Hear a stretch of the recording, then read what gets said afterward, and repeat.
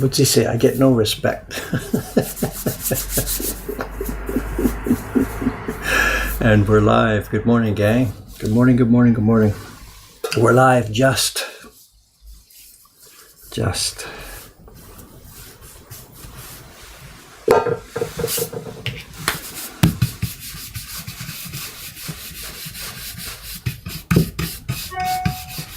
We're live just.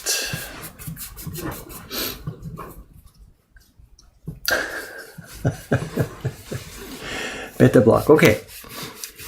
This morning's stream is going to be not one of those, steady work, productive streams. It's going to be, I've got some experimental work I have to do. That's not the best kind of thing for streaming because it means I've got to be here, maybe go and get that, maybe go and grab this. What I'm doing this morning is this. The printer on the next bench, Sugi-san, she's been working on a batch of one of our most popular items in the catalog. Designed by Ogata Korin, the ravens or whatever, crows in the moon. It's an adaptation. He originally designed this, we think, as maybe it was a screen painting or a bio, but we don't know. And in the end of Meiji, or maybe in Taisho, one of the print publishers in town, it might have been Nishinomiya, I don't know, because the things have no names on. This publisher took Korin's concept and made a simple woodblock print out of it. It wasn't a woodblock print in Korin's era. And what I did when I came along some years ago, I took that Taisho image and I adapted it myself even farther. I took this same concept and I just sketched and traced it and changed it a little bit. And we made our own version of it. These are public domain images. There's no problem with stealing them or using them like this. These are images from hundreds of years ago, which you can adapt as you wish. If any of you see this and like it, you can make your own copy as well. There's no copyright in these sorts of things. Anyway, long story short. So some years ago, it's 15 years ago, so I made my own version of this. Published it myself in my Surimono albums. And we're using those same blocks here now for our Moko Hankan on a venture to make prints off and put into our shop. But, all of our printers, every one of our printers who has been trying this has had problems with it. They've had problems printing the background, the blue. They either get wood grain in it, or they get speckled color, or they get brush strokes or whatever. It looks dead easy, but it's actually very, very difficult. So what we did, this is going to be a step-by-step story. The first block that I carved for it was an apparently normal, neat, clean block, but it had actually fairly pronounced wood grain. And that's a problem with this. We want to kill the wood grain, but it's still quite pronounced. So what I did was I carved a second block. One of the faces of the set had been unused, so I carved a second block at an angle so that the wood grain on it wouldn't match the wood grain on the first block. And we've been printing this twice. We print fairly lighter blue once and a fairly lighter blue again. And the fact that the wood grain is in different directions means they sort of basically cover up and cancel each other out. On top of that, to help this situation, we've prepared a beta block, which is a block with no carving on it at all. It just extends the full width of the image of this. And this does two things. It helps prepare the paper and get it flat so that the blue will print smoothly. It also adds a tiny tone to the background so that the moon is not bright, simple, bare white like the outside edge paper, but it's got a bit of a tint on it. Anyway, as I said, they've been having real trouble, and they're convinced. Sugi-san just says, this block set is no good. I can't print on these blocks she's given me. And I'm like, well, yes, you can. I made 200 copies of this back in the day, and let's do this. So she wants me to test it, make sure it's okay. So I've got a couple of sheets of paper in here, which I'll just be testing today to see what kind of results I myself get to it. But on top of that, rather than just waste my time on this, what I've done is I've put 4 sheets of paper in here, and 2 of them are the Corso paper, Sawaki-san's new paper, because it's a perfect chance for me to make a test of the paper. So I've got 4 sheets here, Iwano-san's paper and Sawaki-san's paper, and you can see the different colors. So for me, I don't care about testing these blocks. I know these blocks work. What I want to do this morning is find out how this paper prints. And this wide beta block is perfect for finding that out. So anyway, long story short, what I'm going to be doing is I've got a few colors, I've got a couple of blocks, I'm just going to be taking some test proofs. You're not going to see me go all the way to a finished print. We're not making something for sale here. I'm just testing this stuff. How does the block work? Does it work with our paste? How does the paper work? And partway along, I've got some photographs from the construction downstairs. Yesterday was Tuesday, our closing day. And I spent all day down there. All day, longer than I should have spent down there. And I've got some photographs of how it's going. It's going very, very slowly, but we do have some results. So it's a good chance. I'm fooling around this morning here today. It's a good chance if you've got questions and stuff, throw them into the question box. There's no concern about bothering me today because there's no steady stream of work that I get designed, that I get concentrating on. Is it my only print with a design from Codin? Is this a quiz? Is this a test?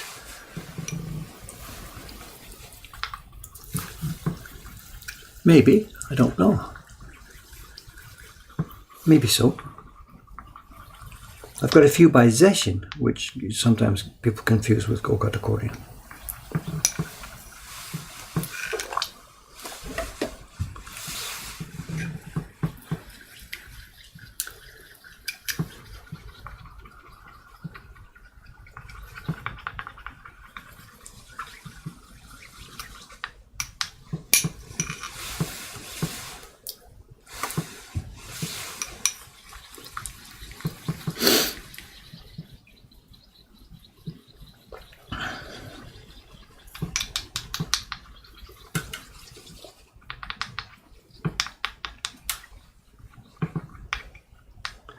The construction downstairs, because the shop was closed yesterday. I was working down the first floor. I had the shutter open. It's starting to get a bit warmer now. Spring is coming. We can clearly feel it. There's a cherry tree on the street across from us. It's called a Junatsu Zakura, which means October cherry. And it blossoms twice a year. It blossoms once really, really early in the end of February, beginning of March. And it blossoms again in October. And it's just starting right now to blossom out there, so it's become a real talking point for the street. All the tourists stop and look at this, and oh my God, it's cherry season here. And it's right across the street from us.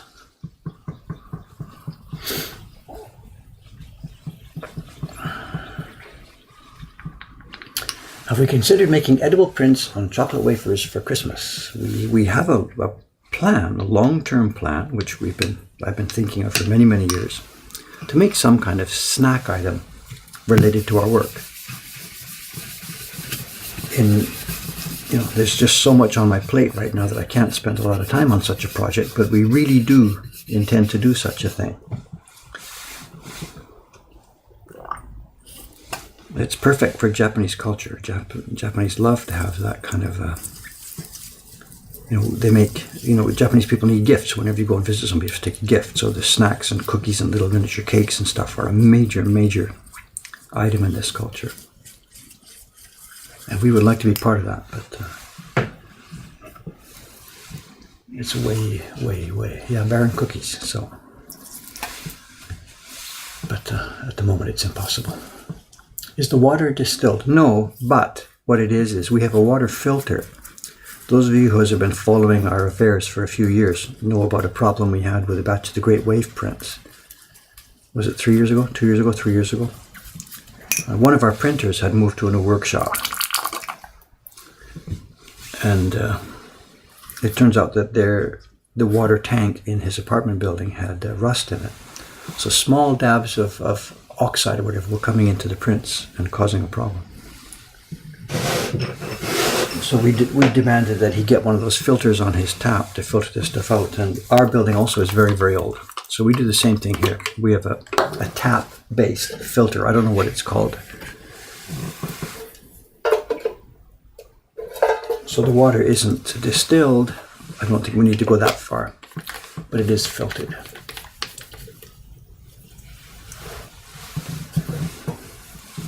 Aoyaki ne. So there's any number of ideas, ways to do this. What did I do with my brush? There it is.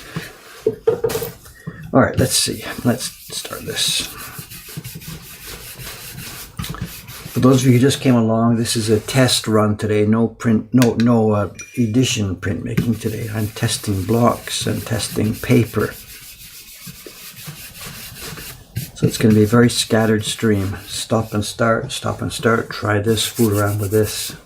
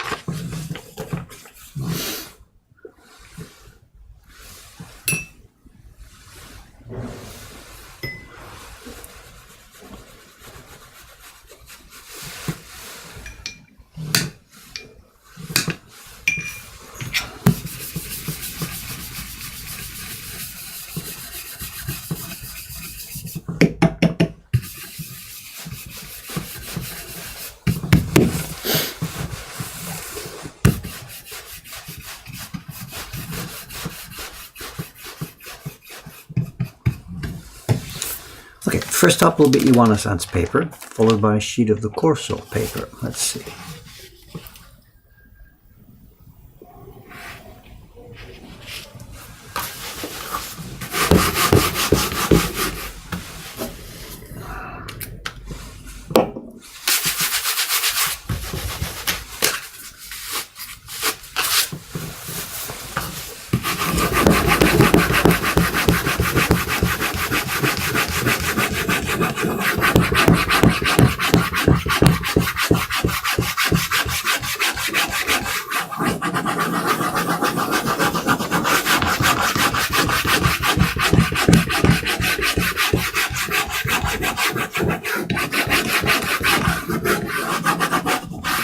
This isn't going to last long today here, my jumper.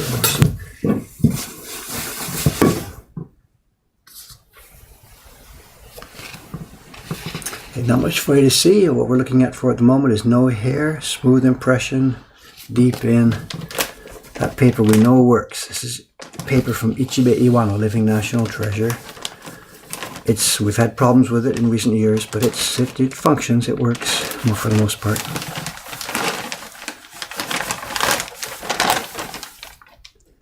All our prints still, every single print we've ever sold here has gone on paper from Iwano-san. We're testing this new paper from Sawaki-san, but none of it has gone into production yet. So.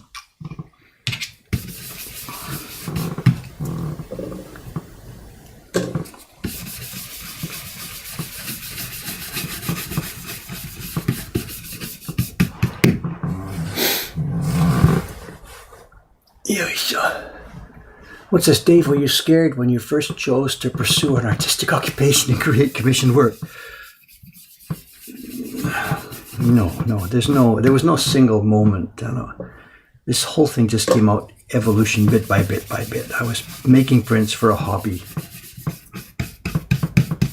There was no really intention. It would have been an insane dream to have a print shop and be a printmaker and run a workshop. It would have been just an insane dream. I was making prints as a hobby.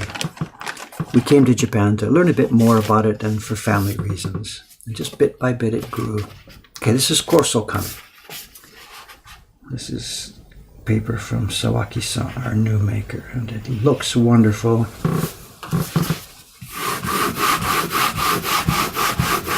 But it's very, very, very different.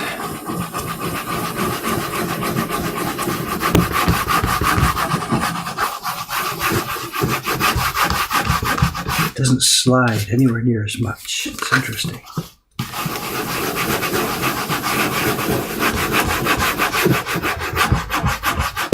It's twisting.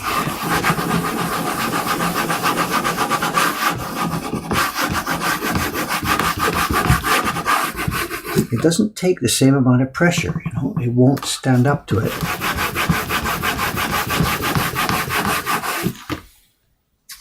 It's twisting at the edges, which means obviously the part that I'm pressing is stretching a little bit, giving a buckling at the edges.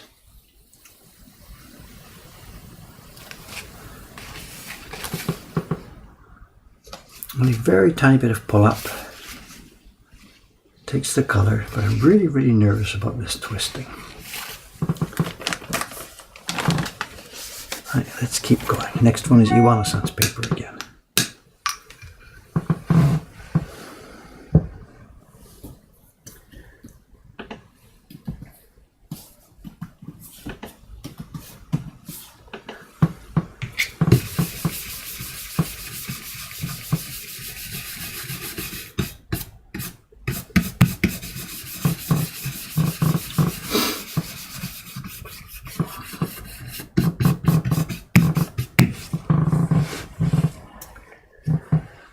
Yeah, we're just playing at the moment with the new paper. I don't know, if you're just a latecomer to the thread, there's two things here. The girls have asked me to see if the blocks are okay for this print.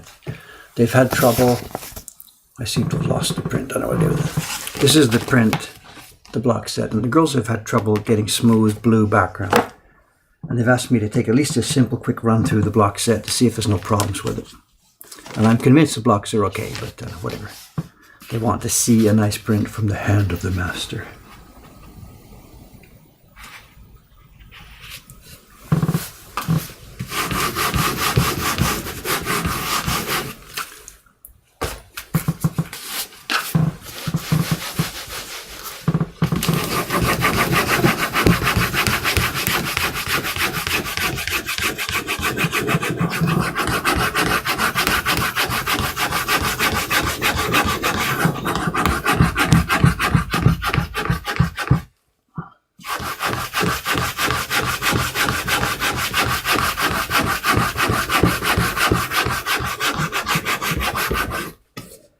You guys are talking about sumo wrestlers. This is a hard job too, you know.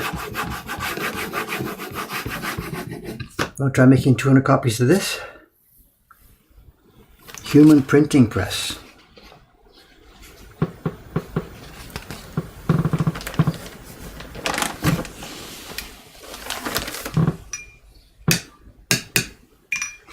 Now, I'm supposed to be testing this new paper, which means trying different things instead of just doing the same thing over and over and over again. Eh? So too much pressure buckles it. So we have to try and way to do this with less pressure. Maybe let's moisten this a bit more water. Increase the moisture.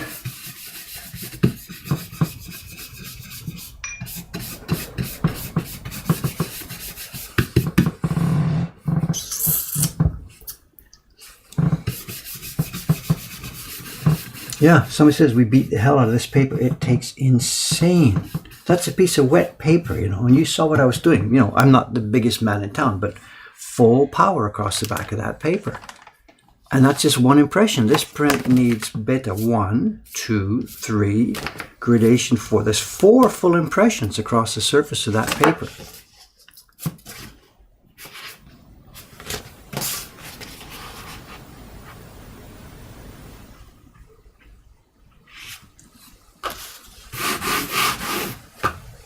Switch to a lighter brown.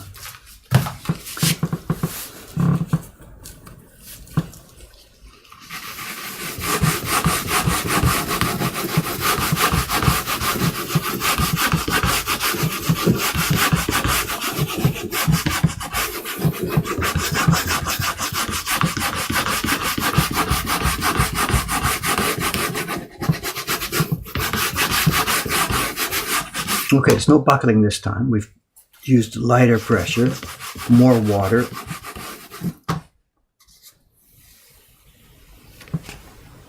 And so far so good, but we'll see when it comes to a deeper color whether or not the color has a good depth or not. So, okay, there's our base tone.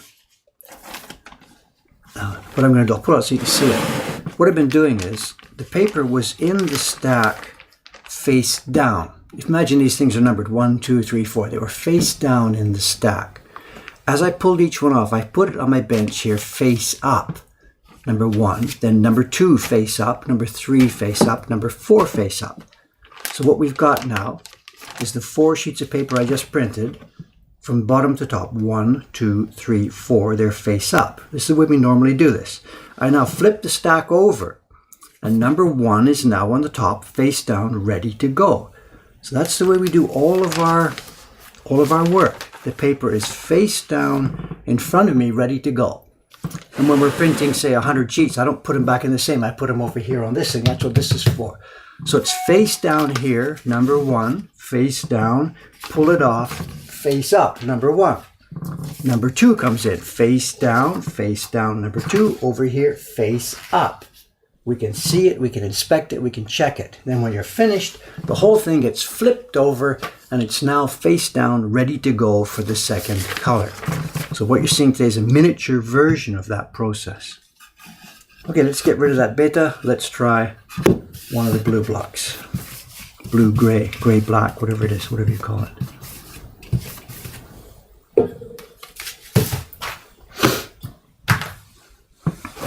Questions, questions, questions. The audio mix, the microphone is right there. It's a, what do you call it? Lavalier mic, but I've taken it off my body at the moment. It runs into the video camera. So it's picking up my voice right next to me here, and it's also right on top of the desk, which is good news, bad news, because as I bump things here, it picks it up. So. And there's no mixing in the audio, it's all just going into one, goes into the camera, into the stream. Where are we now? What are we doing today? Testing new paper. So how does a Leiter Baron, what am I going to say in words? We've got, it's worth a stream on its own. We've got any number of these things. Just I've got 3 on my desk today in easy words. I know medium, light, weak, and strong. And the difference is the way the coil is wound. I know I don't have a picture to show you right now, but the inside coil is made of woven bamboo. And if you think of the number of dots, the bumps inside, a medium Baron has bumps, a certain number of bumps per square centimeter. So it puts certain pressure on. The Leiter Baron has a smaller coil and many, many, many more bumps per square centimeter. So it doesn't actually attack each one strongly. The stronger Baron has fewer bumps, larger, so there's fewer bumps per square centimeter, and they attack more vigorously. They also tend to leave lines. I've got 3 here on my desk here today, so I can use whatever one I feel is necessary. Now, Baron stream, yes, so. No, there's no separation. Somebody's asking, do we put separation sheets between the prints? No. There's no damage at all. Nothing. They just go straight into each other. Here, I've got the stack. Okay? The ones I just printed. 1, 2, 3, 4. Directly against each other. Now, I gotta get some pigment ready. What do we got here? Étonné. This is some kind of blue-black. So what I've got here, again, I just stole from somebody else's bench here. I don't have my own stuff here, you know. So.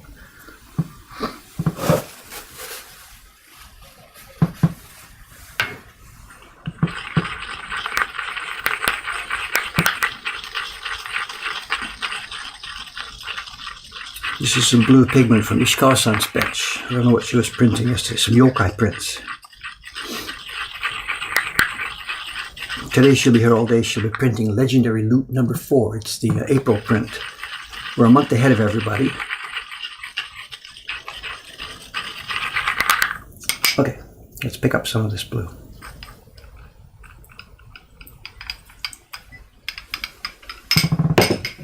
And let's add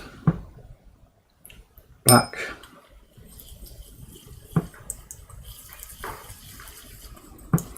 When you get these pigments in the bowls, they all just basically end up looking black. You can't see what it is. So to find out what you've got in there, let me show this on stream. Just a piece of blank paper.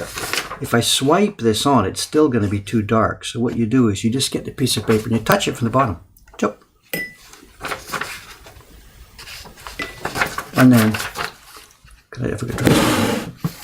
swipe it out with your finger, and it allows you to see the tint and the tone that you've got.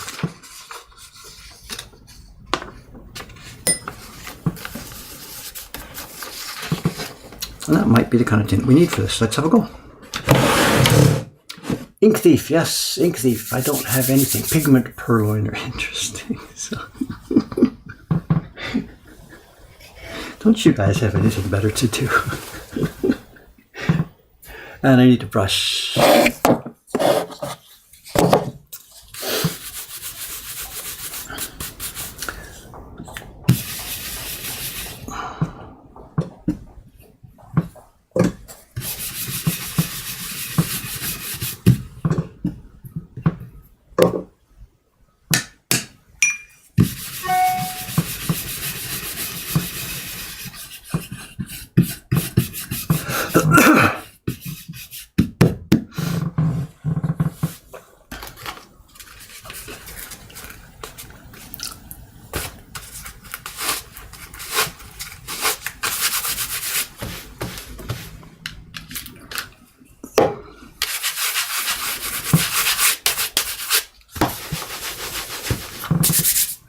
I'll put this blue down, then we'll switch. We'll take a break and look at some of the slides, photographs from yesterday's work downstairs. But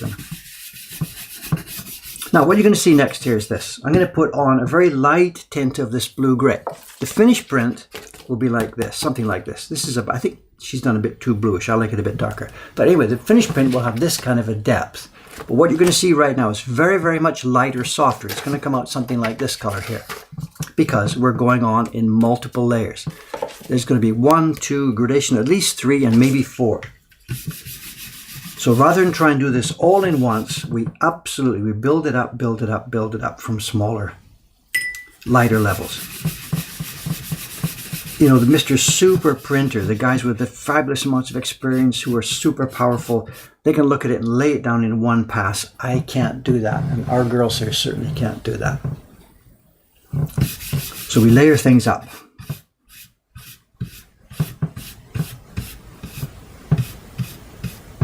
Got some loose brush hair here too, look at this. Okay, this is just copy paper, just to see what kind of a tint we've got.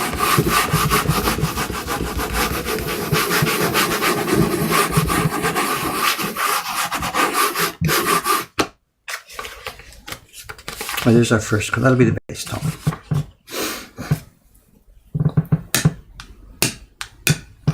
That's a bit too sticky, I think, too.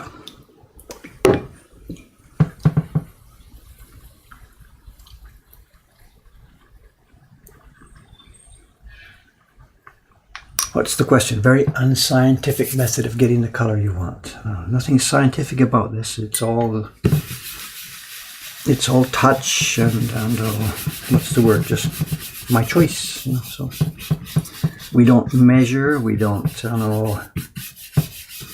keep records. I mean, last time, maybe when I made this print, what I used to make it, we don't even do that. We just make it each time fresh. And a friend of mine in America, Matt Brown, you know, he makes woodblock prints. Super, super interesting guy making interesting prints. But he makes an edition of prints. He'll put all the pigments in a little jar. Jar. He's got a wall full of jars for the particular print he made, each one. So that when he makes more of the same edition, he can go back and make the same color. And we ourselves have a bit of a different viewpoint on this. One, we think it's our pride to be able to make the same color again. Whether we can or not, it's a different point. But it's our pride that we think we can.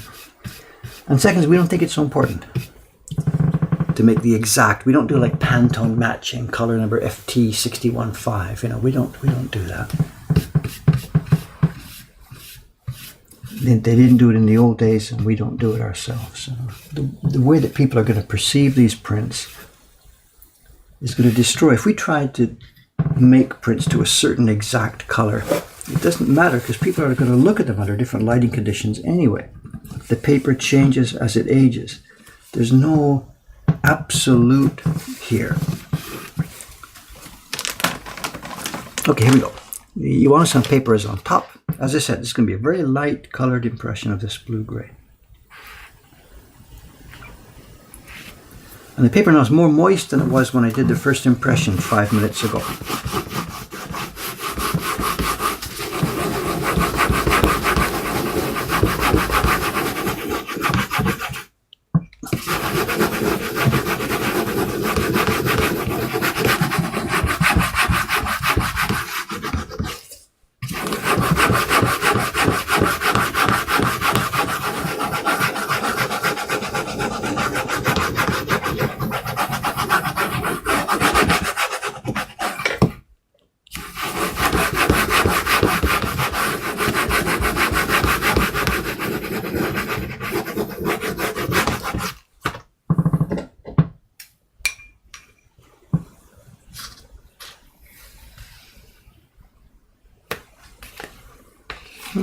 Level 1.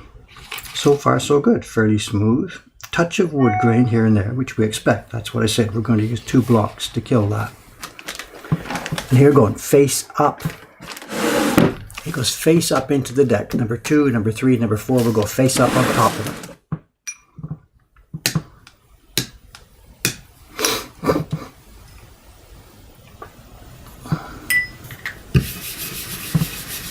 Next up is Sawaki-san's paper, the one we stretched. Oh boy, lots of comments I'm missing here. I'm sorry, guys. Slide back a bit here.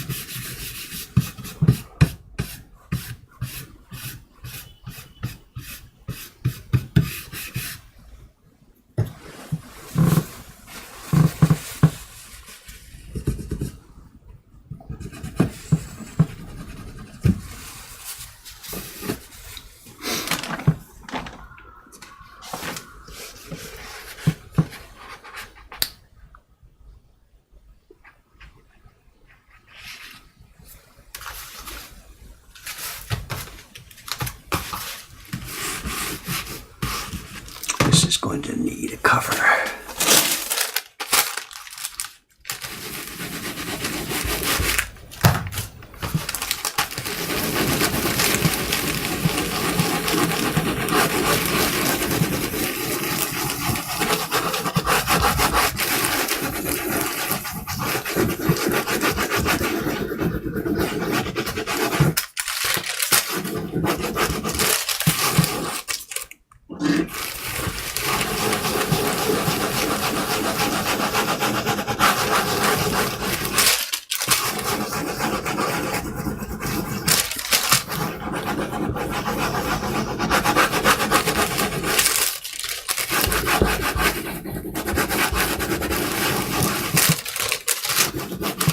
Looking good, you know. Seems to be smooth take up all around, no problems. Let's have a look.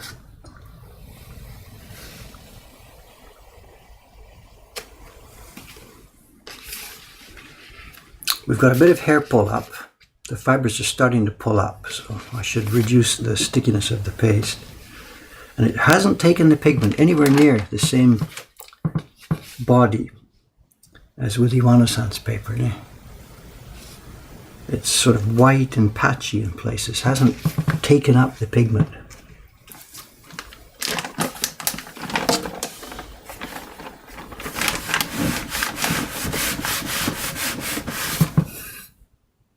Bit of fiber left over.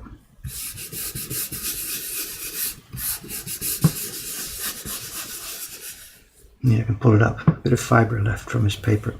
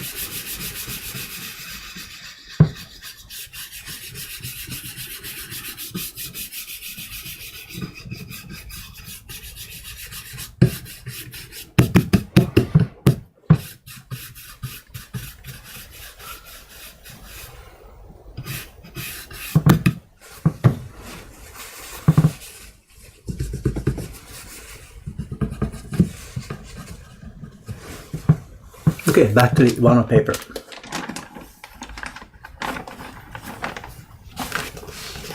Is George here this morning? George, hello, George Salas. How's your how are your sales going? Can I ask? Is it public information or? It's okay. Don't say anything if you don't want to do. But are we talking about dozens or thousands? Are you ready to retire?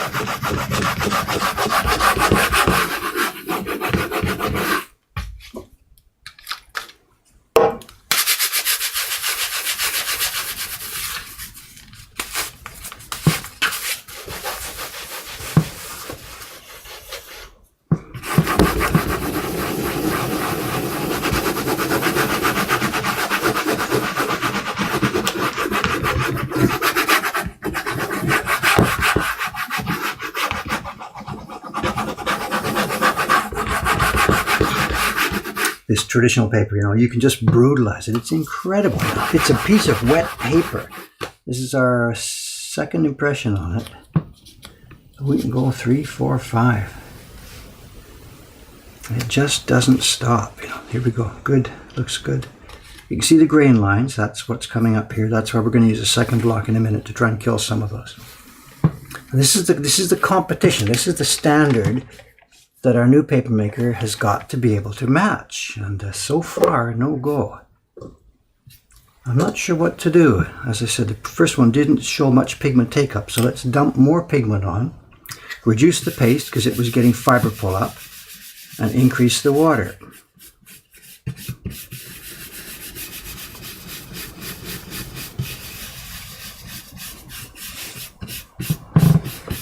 So let's not even put any new paste on. We've got some paste left over in the brush. Up the pigment, up the water, make it a bit of a more watery mix, and see how that changes things.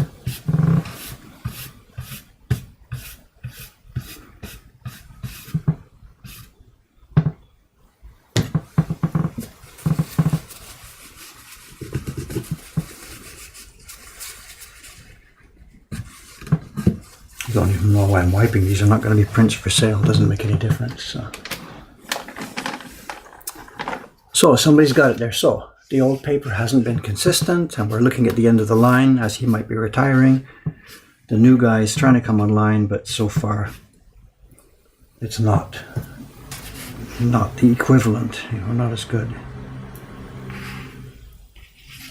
It's better to do this testing now than after the old guy retires, because at that point it's going to be chaos. There's no way. No, we can't. It's got to have a cover.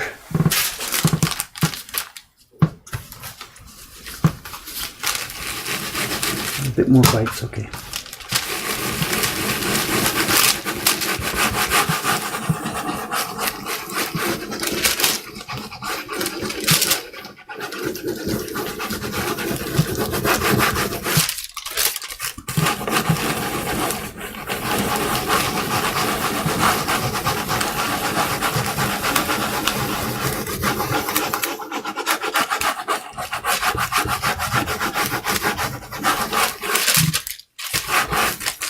We've been trying to keep optimistic about this, but it's quite possible this guy's paper just may not, at the end of the day, may not work. Whatever he tries and whatever we try.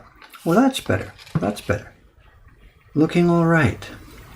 Looking all right. I don't know if you can see. The Mac camera has a bit better color tone. Here we go. As I said, this is nowhere near deep enough. This is first impression. It's still a bit patchy. It's still got stripes from the wood grain. But that's looking better. And here we go again, as I said before. Face up. 1, 2, 3, 4 went face up. We now just take the whole stack, flip it over. So I will now have sheet number 1 face down, ready to go for the next impression. The next impression in a few minutes is going to be blue again, but on a different block, so it's got a different grain pattern. But a couple of things. One, I should warm up the block, and two, the paper should settle for a minute. So let's take a break,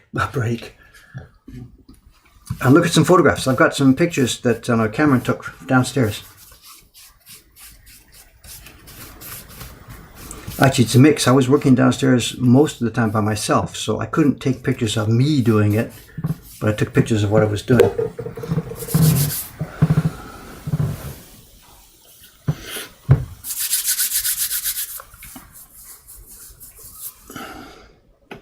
What happens if our new paper guy can't deliver the needed quality? Then we just keep looking.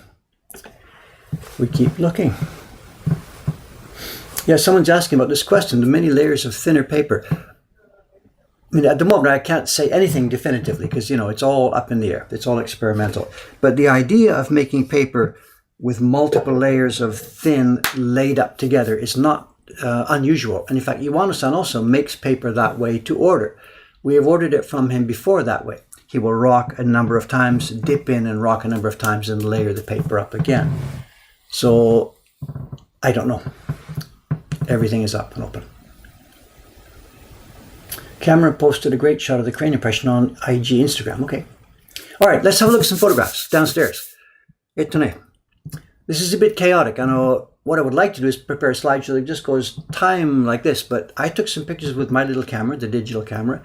Cameron came and took some pictures with his. Aoyama-san took some pictures. They all dumped them into a single folder, and they all have those file names, D561257 or P652127. So these are not going to be in chronological order because it's from different cameras. But anyway, let's just look at some pictures. Here we are downstairs. Okay, this is the first floor. And a few things to note. This is really coming along. I know you can see in the very center of this picture, up on the roof, some black marks. And there's a track light over on the right. The previous tenant, the jeweler, had a track light on the left wall highlighting it, and the track light in the middle of the room for general illumination. And as it turns out, we want it the other way around. So we're pulling off the track lights, and anyway, we have to paint the roof anyway, so track lights have to come down. So we're moving the track lights to a different location, because the left wall that you see here will be behind the counter, and the right wall will be where the prints are. And anyway, here we are, of course, painting up on the roof. It's no fun, but someone's got to do it. And we certainly can't hire anybody else to do these jobs for us. So and that's me with the roller, and that's Aoyama-san, the guy who some of you know as Lee-san. He changed his name when he became Japanese this year.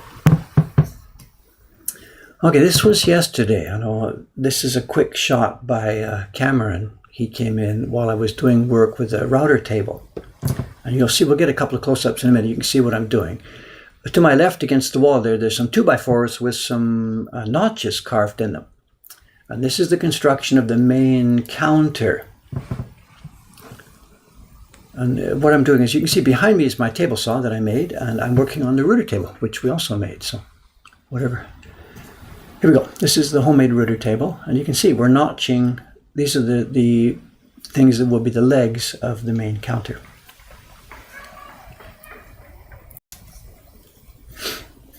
What it is the table. It's one of the gallery tables from the Takano Gallery in Shinjuku. They closed down, 10 years ago or so, and I had been a good customer of theirs.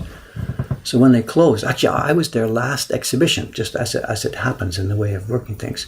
So as I was packing up my stuff, they were hauling in people coming in to throw away all the furniture. They were ripping the walls down and throwing away the furniture. So the guy said, "You want some of the furniture?" So I took a few of the gallery tables and stands, and one of them here got converted to a router table. You can see it better here. So there's a huge Hitachi router mounted on the bottom, sticking up through, and I can adjust the height and stuff. So, okay, here we are. This is what I'm building. If you can see the plan there, the bottom right corner of this plan. This is the counter, the sales counter, seen from the back side where the staff will work. There's a space under it for bags and all that kind of stuff, and that's what you will see me building here. Well, that's a snapshot. That's going to be the print party room. The print party room at present is the place that was the old kitchen, and the ceiling is unbelievably filthy and dirty, and we can't just paint it. It's got all kinds of crap mounted into it. So we're going to cover the ceiling with a different hung ceiling if we can figure out how to do it. This is what will be the party room. And oh my God, it's not. This was the kitchen. You can see those tiles. We'll be removing the tiles on the left wall, covering them on the right wall, and we're going to rebuild the whole back wall. It's a huge extractor fan has to come out. And actually yesterday I asked Kawai-san to stand in place. Here, it's just a mock-up. He took a couple of our shoji screens from upstairs. So it's going to go in there like this. So we're going to make a Japanese room in there. There'll be tatami on the floor, a nice hung ceiling, print party bench on the left, and customer seating on the right. But it's a ton of work still to do. So. This, okay, if I go back one slide, see the bottom right corner of this picture, there's a part of a wall, there's a green roll of green tape on. And you can see the edge of that thing is white painted. And what it was it's a nice wood under there. I scraped away one part of it. And it turns out there was 5 layers of paint on it. It's white, brown, green, white, I don't even know what they are. So I'd like to take it off. So I did. I put some paint stripper on, going through one, going through layer 2. These are all pictures, by the way, of the downstairs of this building. I'm sitting on the 3rd floor right now in our printer's room. You normally see me on the 2nd floor where our shop is, where our YouTube videos are made. And this is downstairs in the 1st floor. It was an old restaurant, then it was a jeweler shop, and now it's going to be a woodblock print shop. We've rented the whole building, 1, 2, 3. Leased, rented, somebody's, whatever. So here we're paint stripping here, and it comes off. It was mahogany underneath. Who the hell would have painted such a thing? It was beautiful, solid mahogany. And in fact, all in the 1st floor, all the doors and window frames and baseboards and stuff were all mahogany.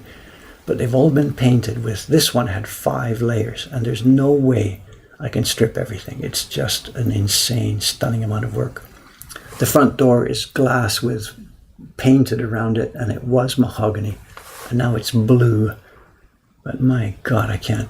We just don't have the time to sit here and strip everything. This took me hours just to do this one, 5 times with paint stripper, stripping off layer by layer by layer. I forgot to rotate that picture, I'm sorry. So. Okay, now, this is fun. This is outside, filthy, dirty mess. 18 years, the guy never did anything. He just set it up and let it run. It's filthy. He didn't even wash the shutter. And what we need to do here is, if you see above his name there, there's sort of a thing that sticks out on the building. It's sort of like a miniature false roof. And if I get a close-up picture, look at this. It's absolutely rotted away. We've never been able to touch it because it didn't belong to the 2nd floor. Blue and gray, that was his thing, blue and gray. And our problem is we want to take this thing off, but if you see, there's wires. This is the wires that run from the power company to the meter. And we can't muck with that stuff. So what we did was, here's the left side of it. See the hole? That's a rat entrance. This is where the rats come in and out of the building. And we haven't been able to fight back to the rats yet. We've just kept them in the ceiling, but now we're going to be able to fight back. Actually, this is an old photograph. A couple of days since this was taken, you see you can't see which is which. Let me get some over here. It's not going to do that. I can't block the background. Anyway. So the wires are gone now, and one day Aoyama-san and I have to get a scaffold and get up there and rip all this stuff off. And somebody's asking, did we find a company to paint the shutters? There is a shutter painter here who we'd like to use, but he's way too expensive for us. We've been sending emails to different companies that do shutter, if I go back a picture here, the horizontal strips of the shutter. You can take your Photoshop file or Illustrator file, send it to them, and they send you back a bunch of strips that will glue onto the shutter. But we haven't found one that we can afford yet. They are asking a huge ton of money for this. Question, it's the landlady, does she have any responsibility? It's an interesting point. How much is her responsibility? How much is our responsibility? The building is aged. The building is coming to the end of its life. It's as old as I am, somewhere on there. It's 60, 65 years old. Immediate post-war construction, junky construction. It's at the end of life. It really doesn't have much left running on it. So there's no way that anybody would invest a bunch of money in structural stuff. We're going to do cosmetic stuff. You can see we're painting, we're plastering, we're putting cosmetic stuff in. But the building, it doesn't have many years left on it. So she's not going to invest a ton of money at all. And what we did was, when we first came here 3 years ago, we made a deal with her. She couldn't rent it because it was in too crappy condition. Anybody who wanted to rent it would have had to spend hundreds of thousands of dollars fixing it up. So we told her, we'll do our own fixing up. You have to do nothing. But in return, we want a good, cheap rent. The negotiations went back and forth, back and forth, back and forth. And she was in a bit of a jam because nobody would rent it because it was too crapped up, and she wasn't willing to spend literally hundreds of thousands of dollars to fix it up. So we got it, the second floor, and then the third floor, and now the first floor, at well below market rates. I'm not supposed to tell you, and I'm not going to tell you how much our rent is. Almost every day people on the street come along and ask me. The deal with her is that she says, you can get this, but don't tell anybody what we're doing. But I can tell you, we got a good deal. We're paying very reasonable rent, but in return, this is what we have to do. Paint and rip and seal and plaster and do everything else. Okay, this is from the print party room, looking back out to the front. The boys are busy. You can see the track lights have been moved.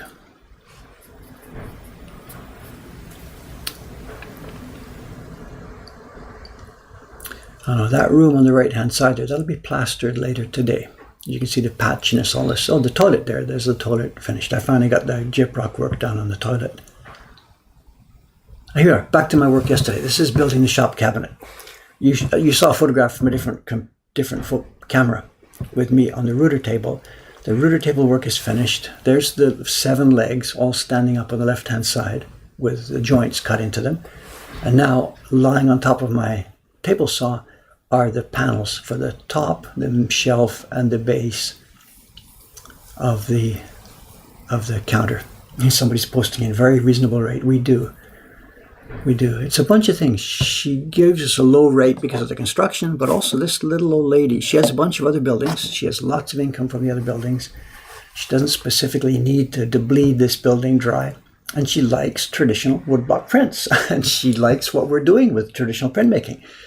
So it's a perfect storm in a good sense. We found just the right person with the empty building in the right location, in a junky situation, a junky condition, which we have the skill to put together. It's a perfect storm. If I had written this script in a movie or something, nobody would believe it. Come on, yeah, right there in Asakusa, on that street, at this rent, that little old lady who likes woodblock prints, tell me another story. But it's true. It's just working so well. And I said people are curious. I was sitting working yesterday with the shutter open yesterday, and a guy, as Mr. Suit, whatever, poked his nose in there. Can I come in for a minute? I'm like, yeah, whatever. He comes in, and he's either, it's a city hall type or a gangster type or a real estate agent type. And he was a real estate agent. And he says, looks pretty nice. You're doing a really good job here. I know, got a good lease here? He's just poking for information. I'm like, yeah, we're doing okay. We're doing fine. And he says, looks around, he says, how much? I'm like I'm going to tell you, but whatever. And I just said, we're doing okay, whatever. And he wanders off. The real estate agents, they're just like sort of sharks. They wander around, they're looking for stuff, they're looking for a building to tear down and build up, and just whatever. Let me get going here. Okay, there you are. There's the 7 uprights for the cabinet, all carefully trimmed on my router table. This is the extent of my cabinet making. I can't do much better than this, but I can get this far. Here we are. What I've done, to make sure, I'm not a beginner here, so to make sure these things are lined up, this is the top, the bottom, and the shelf unit of the cabinet, and I want those posts to line up. So of course, I clamp everything together and draw. Here's the notches. This is the notch where those uprights are going to fit in. And it's all cut by hand. I don't have anything else. I can't do those on the table saw, of course, because this stuff's way too big. So there's one notch carved for a test, and one of the pieces put in as a test just to see if it's all going to fit. And it does indeed fit, so I went ahead and cut the rest. Here you are. There's the 3 pieces. The large one is the middle shelf. The other 2 are the top and bottom with all the notches carved here. I cut them by hand saw plus a jigsaw to take out the inside of the notch. And I got to confess, I made a mistake. Partway through, there's 3 pieces here, and I thought they were all 21 millimeters, but they're not. The piece for the middle shelf was 24 millimeters. So all my notches were cut 21. So no problem. Back to the router table and adjust the middle notches to be 24. And in fact, I'm partway through this. You can see behind me, the assembly's coming along. And there we are. There's the cabinet. Now this is the middle shelf with the uprights pounded into place. And at this point, there's no glue or screws yet. The way you build this thing with those notches, it comes up pretty nice and smooth and tight. It's lying on my table saw just for support. I can't remember what's the next picture. Here we are. Okay, yeah. Put it on. This is upside down with the base going in place, ready for screwing and gluing. I think maybe that might be it. I flip it over. Yeah, there we are. And here is the shell. It's not finished. There's no end panels. There's no wiring. There's no cupboards underneath. But this is the shell of what will be the counter. And there will be another piece on top of this. This is the shell. What I'm going to do is, as soon as we close our second floor shop, the bench, the piece of wood that is currently our print party bench, is going to be repurposed for the top of this counter. And there you go. That's the position in the shop. And as I said, it's not finished. There will be end panels, of course. There will be a fresh counter on top. There will be wood slats on the front. If you imagine, wood slats are going to be about maybe 6 centimeters wide. It will go along the front in a vertical orientation. And there's a slight curve to this thing. And what we're going to do, what I think I'm going to do, Ayama-san says, no, no, no. And I say, yes, yes, yes. When I put the top counter on, I'm going to use the router to cut a little slot under the front overhang. And I want to put an LED strip light in there so that little lights shine down on the front of this counter. And he says it'll look schlocky. I don't know the Japanese word. But I'm going to try it anyway. I hear noise in the background. Mr. Cameron-san there? What? Cameron, is it? Yep. Good morning, good morning. Good morning. Just showing some of the slides, the pictures you took yesterday. So. Oh, okay. Anyway, I had to mock it up. I had to try it. I brought down the iPad, which we use for a cash register, and put it on the counters. And the stool, just to check the size. So. Yeah, we talked about yesterday about the height, eh? Tall people, short people, whatever. And yeah, I've compromised. I know most of our customers, 99% of our customers are foreigners. So the people who stand in the shop at this counter, this is exactly 1 meter high. And with the top counter, it'll be 1 meter. It'll be 1 meter, 3 centimeters high. And on the inside, that'll be a little bit high for some of our staff, but they have the table inside that they can use at their own height to use to write the tax forms and do the cash box and stuff like that. So it's a double system. From the outside, there's only one height, a suitable height for most people, exactly 1 meter high. It's looking good, you know. There was a couple of screw ups, as I've been mentioning on the phone, on the stream here. The three pieces, the top, the middle, and the bottom, I thought were all 21 millimeters. So I cut all those notches 21 millimeters. Then when I went to put it in the middle shelf, oops, it's 24. But luckily, it's a mistake the correct way round. You can make things bigger. You Yes, can make it a lot bigger. So, uncut. So the second mistake I made is when you and I, just before you left, we lifted it up there so I could start putting the legs in. My dad built a boat when I was a little kid. I was a teenager. My dad built a boat in the basement. Okay. And you know where the story's going, but he prepared. He knew we were going to have to take it up the stairs and into the backyard and put it in the boat trailer. So he built the boat in 3 pieces, all measured. It'll go up the stairs, it'll go outside, no problem. Yeah. But he screwed up a little bit, and the middle piece didn't quite fit through the door. So he had to rip the door jamb off. It was just like a half an inch or something. And my mother's going just crazy because it doesn't come up out of this thing.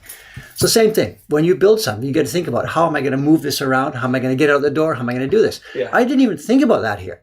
Didn't matter. You and I set it up randomly. I put it together last night and thought, okay, no problem. I'll turn it around, face the right location. It doesn't go because it's too wide. Because the other stuff, this is not a huge problem because it's in the way. The other cabinets are in the way. Okay, so those are moved over. Yes. But I didn't want to wait. So what did you do? I did it. I laid it on its back, stood it up on one end, rotated it that way, laid it down, and stood it up again by myself. I got a hernia. Oh, no. You have to be careful. It's okay. So it's something you want to do quickly, but you should wait for somebody else to come and help you and stuff like this. But then you don't anyway. Yeah, whatever. Questions, whatever. The LED lights, lights with hidden sources. It might be okay, but we'll see. As I said, Cameron, Aoyama-san thinks it's going to look a bit schlocky. You don't see stuff like that in the Apple store. And that's the kind of thing, whatever. What's the floor? People are asking. The floor at the moment is bare concrete. It's a tragic story. A month ago, Cameron's crying as well. It's partly The idea, it's a long story. I can't tell it again. Whatever. The previous tenant was supposed to gut the building and remove it right to the concrete. We wanted it to be left, but there was a bit of a miscommunication. We didn't know things were happening faster than we thought, and it turned out they ripped the floor out before we had a chance to stop them. Luckily, we stopped them before they ripped out the ceiling, because my God, that would have set us back a month or something. So anyway, the original floor has been ripped up and taken out, and we are going to put a new floor back in. It's okay. The original floor was pretty dark and gloomy, and I don't know. We were going to run with it, but no. Need some gilding on those wooden slats. Yeah, whatever. It's going to be there will be slats on the front of that thing. Okay. Well, it's 9 o'clock. My God, I've done none of the work I'm supposed to do here. I think that's the last picture in the sequence. So it goes back to the beginning there. So I think that's it. That's all I've got for you at the moment on the downstairs aspect of things. And what I was supposed to be doing while I was doing that was to get my block warmed up, which I unfortunately didn't do.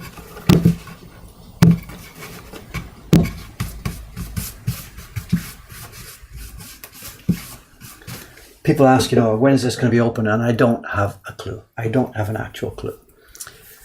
We had originally thought we might be able to get it if we work through February, through half of March. We might be able to get open by the middle of March, but that's not going to happen now. Today's the last day in February. It's still absolute chaos down there.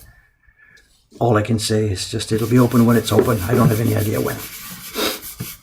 People are asking about light temperature. They are indeed. We are checking very, very carefully the light temperature. I haven't bought the LEDs yet. The lights you see, let me just go back here for a second. The lights you see on the ceiling here, this is left over from the jewelry guy. And it's a mix of 4,000K and 6,000K and 53,000, 5,300K. It's just a mix right now. We will be very carefully looking at the color of the lights that we prepare for our shop. So, and because of what we're selling, woodblock prints, which are, colors and paper and light and everything all over the place. We're going to, in the shop itself, we'll be going for a very average light. And rather than pick I forget the number, what's the average? 4,500K or something is about something close to daylight, close to average. But because of the paint on the walls and everything else, it's really, really difficult to get a natural, clean light. So we're going to go with a blend. We're going to mix various, on the main room track lights, we're going to blend them.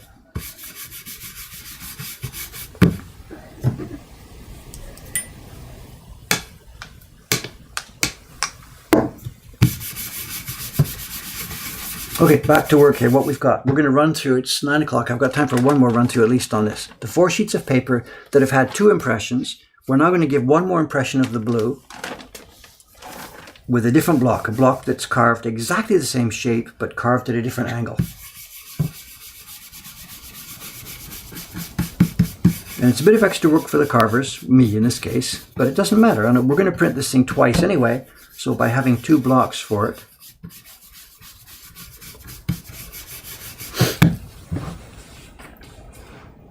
so, yeah, somebody's just come along. Okay, it's carved at an angle. As I said, where's the first block? Here. So we're going to do the same thing. It's the same block, the same design, the same thing. This is carved once. It turned out when I first did it, the wood grain was a bit too pronounced and gave me a stripe effect on the print that I didn't want. So we prepared a second block, and also the wood grain is not only is the wood grain at an angle, we're angling it even more, so that these 2 wood grains will print at an angle to each other, and they should be almost invisible.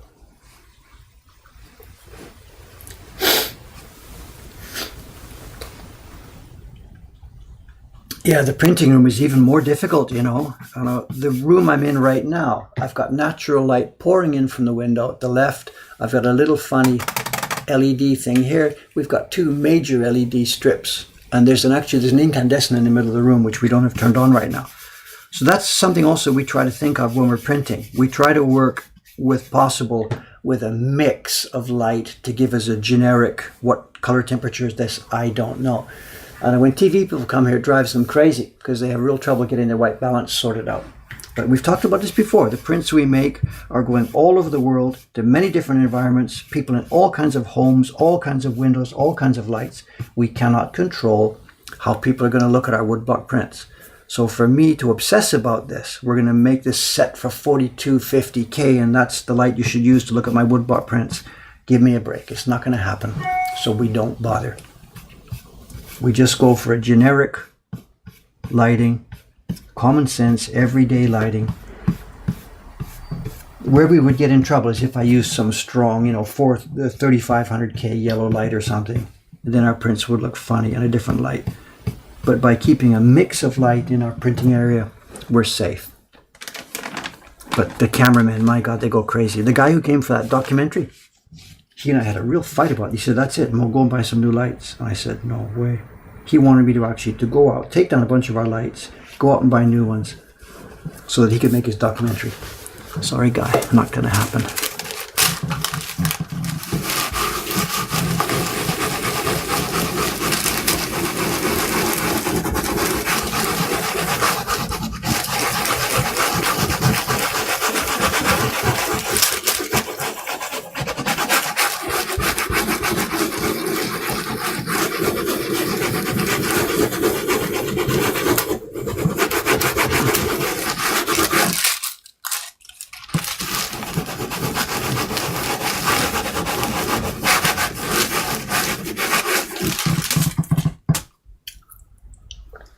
Jed-san, he asked you to get new lights and you did it? Are you kidding? It's a documentary. He's supposed to work with whatever he sees in his environment. This is okay. Look at this. We've canceled out our wood grain.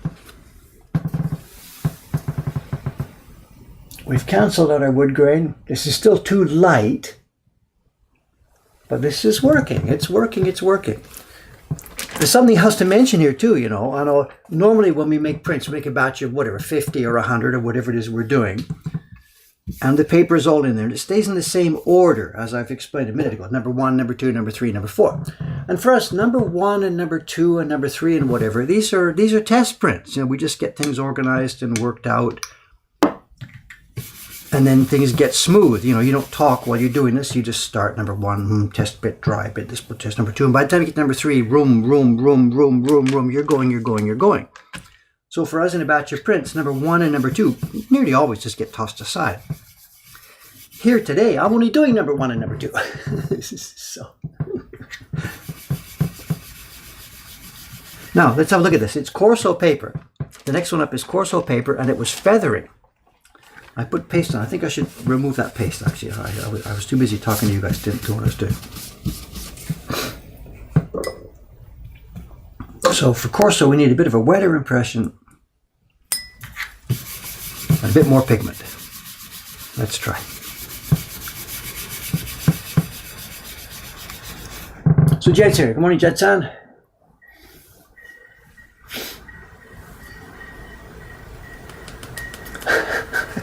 Come on, documentary. I mean, there's a difference between a documentary and a movie, right? A documentary is supposed to be... you don't write a script for a documentary. And this guy knew the story he wanted to tell already. And I don't think that's what a documentary is. And I think that documentary about our work, I think, is much lesser quality than it should be. I think there's much more interesting stories here that could have been told that he didn't find. Because he came in with too strong of an idea about what he wanted already. But whatever, I can't talk about the same thing all the time. Just keep quiet, Dave. Hair's coming up. So hair somewhere on the brush here. There.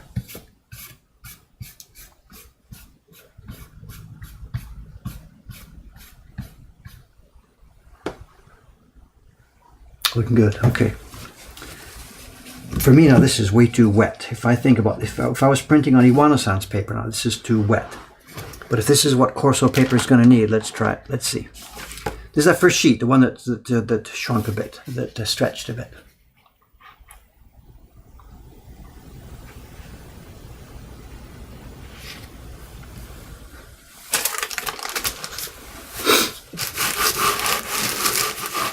Gently.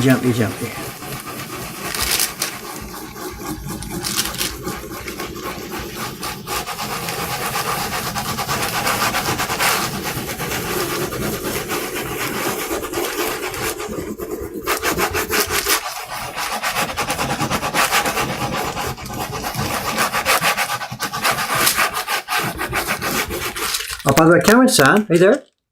He's gone downstairs. I'm right here. Oh, yeah. Did you see the print buddy schedule for today?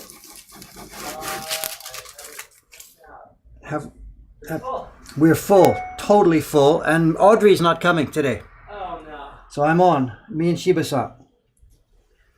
And And there's a special late session. There's a late session starting at 4 o'clock. Yeah. For 5 people. And the first one at 10 o'clock is 5 people. Oh my goodness. We're overbooked. Wow. But we also have May coming in today. Yeah, but right? it's just her Or, second, yeah, I know. second day on the job. But at least you can be there to talk to people and see a little bit. I don't know. Well, maybe she can help us make coffee. I don't know. Yeah. She can't do anything else. She can't run the register. She can't do anything. Yeah. There's a young girl starting as a trainee here. She started last week. It's her second day in the job today. We've got a full schedule of print parties. Five people coming at 10 o'clock, the next session 11 o'clock, then 2:30, then 5 people at 4 o'clock. One of our girls has booked off for the day, Audrey. I don't know where she's gone, but whatever. She's picked a nice day to do this. She's in Laos. Give me a break. Southeast Asia a lot. So I've been pulled in for party duty today, and we've got a new trainee who Audrey was supposed to be helping to train, but whatever. But this is looking good too. Look at this. It's actually nice and smooth. So there's going to be a way to do this. So this is the thing. The girls have been testing this paper. They've been telling me, Dave, it doesn't work. But that's because they don't try different stuff. They just keep trying the same thing again and again that they've always been doing. And when it doesn't work, they're like, now what do I do? You try the same thing but expect a different result. It's not going to happen. You've got to do it different. Okay, where are we now? I've got to keep going here. Stream. Look at this. I'm sorry to miss half of what's going on here. I'm sorry.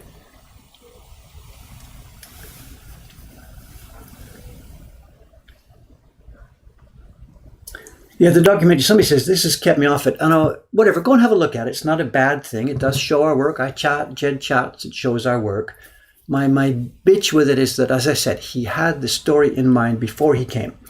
Young Jed, older Dave, like a father and son, going to work together heroically to save the dying art of Japanese woodblock printmaking. And that's not what happened. Of course, our input has hugely helped this craft here. There's a bunch of people here working here now who wouldn't have jobs if we hadn't been doing this. So it's true as a skeleton of a thing, but it's just not that dramatic, whatever.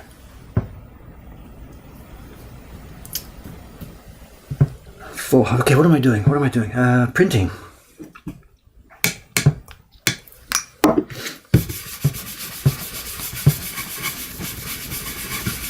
Actually, I think I heard a question. Is there something in the back of my mind that says there was a question in the question box? There is. The question is, let's see, this scrolls in. Somebody's given me a link here.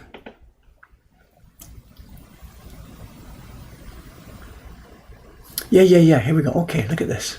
I'm going to put this link into the chat.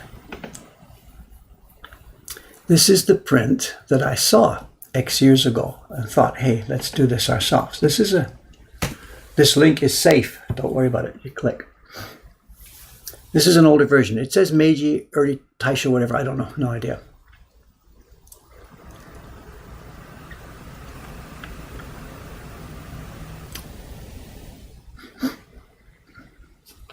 What's the question? The question is it faded colors or my pigment choices? Okay, it's both. What you're seeing is a print from, it'll be, 110, 120 years old. So yes, it will have faded a bit. The color will have toned a bit. The black and blue won't have faded. What you'll see here is what the printers chose to lay down. And actually, this is similar. If you see on the same page, there's a link to another one. I think that's my version. That could be one of mine. I'm not quite sure. No, it's not. It's got the red cartouche on it. It's not mine. Prints like this were just printed again and again over the years by publishers who didn't really tell their printers what to do. So each time printers would get a block, they would print it with whatever they thought was suitable. They'd look at the pigment that was left on the block or whatever. This one I've got in hand, this is Suga-san's work here. She's used a bit of a brighter blue. As I said, I didn't really like that. I thought it should be a bit darker and gloomier. But we give our printers enough leeway to play with this. I know. What's the version I made? The one that I published myself. If I can pop that up quickly. Where am I? Come on. I'm going to interfere with my Wi-Fi here. Completed albums. Where's my version?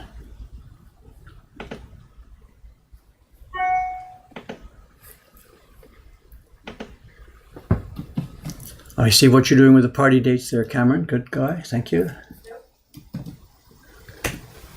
Okay, that's another safe link. That's the version I made, I don't know, not 20 years ago, 18 or so years ago. What is it with birds? Yes, there's a couple of things. One is they make attractive woodblock prints, and two, these days in Mocha, Hong Kong, these birds sell. They pay our rent, they keep printers in business, they're beautiful, people like the results. What did I do? The bottom gradation? I don't even know at this point. I did a bottom gradation. That Meiji copy has what they've done in the Meiji copy, they tried to do a glow around the moon. Not so successfully, I think. There's a bit of a gradation at the right-hand side, a bit of a scratchy gradation at the bottom. They've tried to make the moon glow a bit more.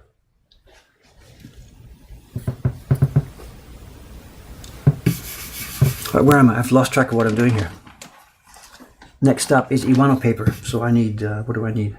I don't even remember what I've put on the block here now. So much for highly scientific, rigorous testing. Okay. It's not, I gotta get downstairs. Holy crap, I gotta get downstairs.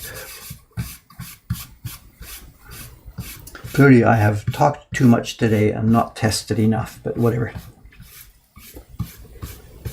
Just let me get these last two blue impressions on. Actually, I'm happy because I'm finding out good results. This Corso paper, I'm thinking is going to work, you know. These girls are complaining, but I think it's going to work. This is number 3, so this is back to Iwano-san's paper.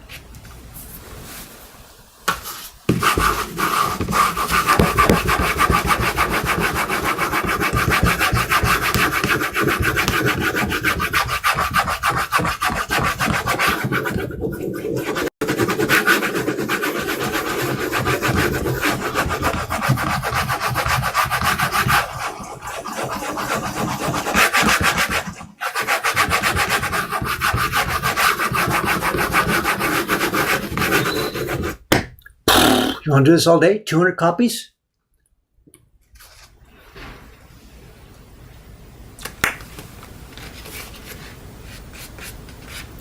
Waiter, there's a hair in my soup.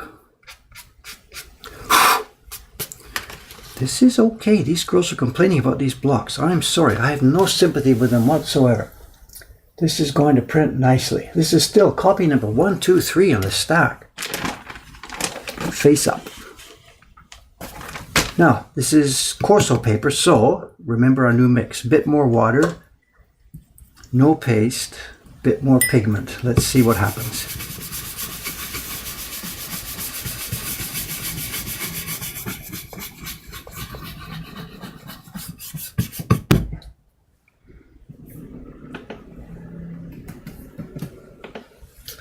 Chickens, Canada geese.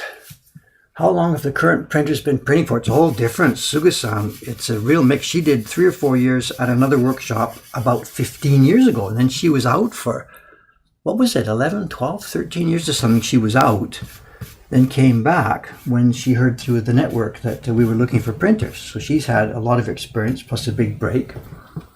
Ayumi-san, who's just left us, she had 5 years of experience here from zero.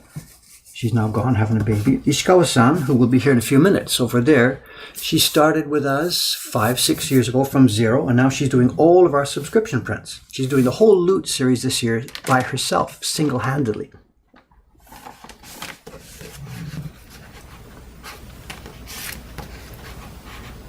She's kind of proud about that too, actually. She is, and if don't get angry at this, she is, quote, only a housewife type, quote. She's not a trained master craftsman, shokunin, whatever.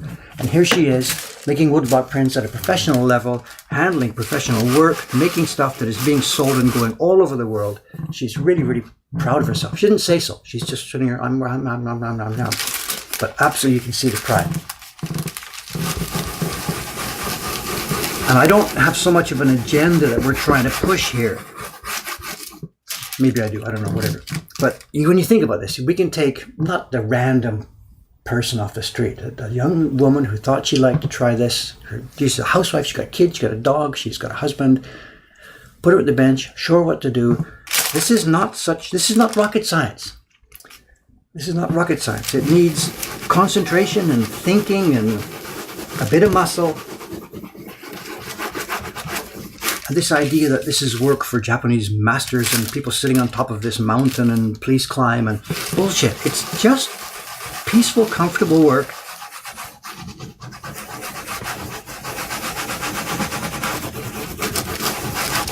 I'm not going to say anybody could do it because we've had people in here who just didn't really have a feel for it.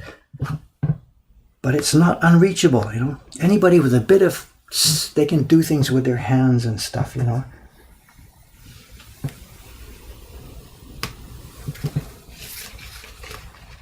We are getting there. We are getting there. I don't know what they're complaining about. Again, this is not perfect. This is still just the second one off the block, but we have got the basics of a good, nice, rich background here.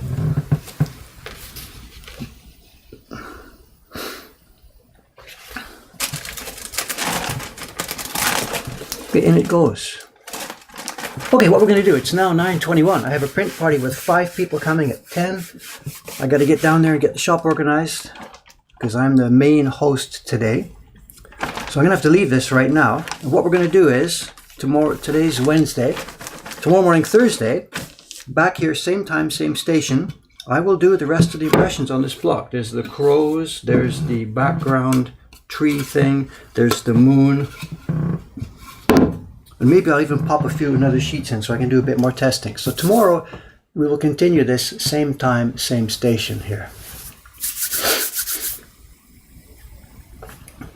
What's the question? What makes it imperfect? I'm not sure what I said or what you're asking. I'm sorry.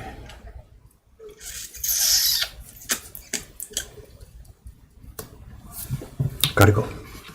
Okay, gang. So sorry for the mixed and not steady, beautiful, steady printmaking work here today. It's, as I said, this is what happens in my life sometimes. There's all these different things that have to get done. I don't think I'll have any new photographs from downstairs to show you. Oh, I might do, because Aoyama-san today will be down there plastering that long wall. So it might be a nice picture or two tomorrow to put in.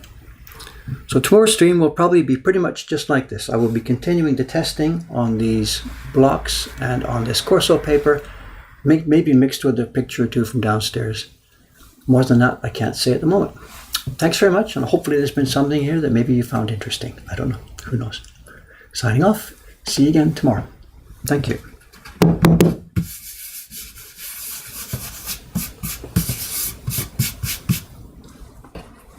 Let's go. Thanks again. Bye-bye. Oh, I better put something up. So the picture that Twitch uses, if I do it like this, Twitch will show this picture as the last. Bye-bye for now.